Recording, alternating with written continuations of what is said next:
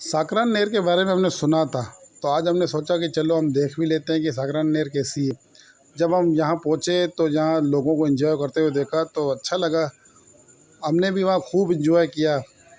नहर के अंदर साफ़ पानी और उसकी जो स्पीड है, वहाँ रस्सा बांधना पड़ता है आगे, क्योंकि वो नहर आगे तक जाती है तो रस्सा बांधना पड़ता है।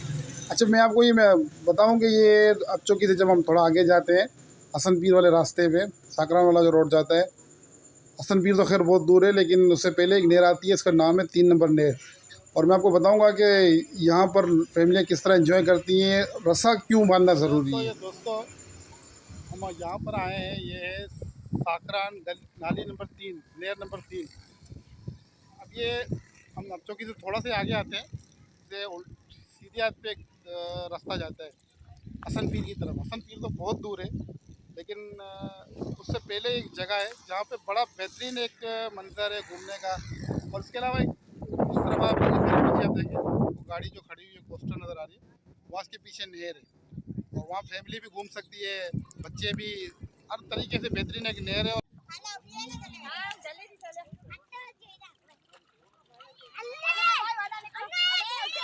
ये आप चौकी से थोड़ा सा ही आगे है और बड़ी ज़बरदस्त जगह है, बड़ी बेहतरीन जगह है। और मैं खुद यहाँ फैमिली को लेकर आया हूँ, बाइक पर आया हूँ। और भी फैमिली हमारे साथ में आई है सुजुकी के साथ, लेकिन मैं बाइक पर आया हूँ, इतना दूर भी नहीं है। और बेहतरीन मंजर है, फैमिलियाँ भी आई हुई है, बहुत मज़ा है यहाँ पे। पानी की आप स्पीड देखें, ये बिल्कुल साफ़ पानी, एक नहर है, बेहतरीन किस्म की एक नहर है। और क्या देखें, बिल्कुल आप देख रहे हैं कि एक बंदा अंदर पूरा बैठ जाए और एक बेहतरीन तरीके से आप इंजॉय यहाँ पे कर सकते हैं।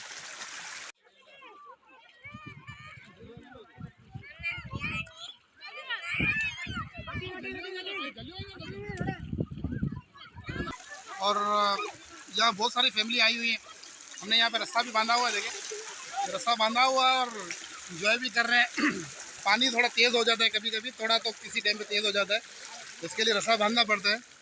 जगह ऐसी है कि यहाँ बच्चे आराम से नहा सकते हैं, लेडीज़ भी नहा सकती है जी।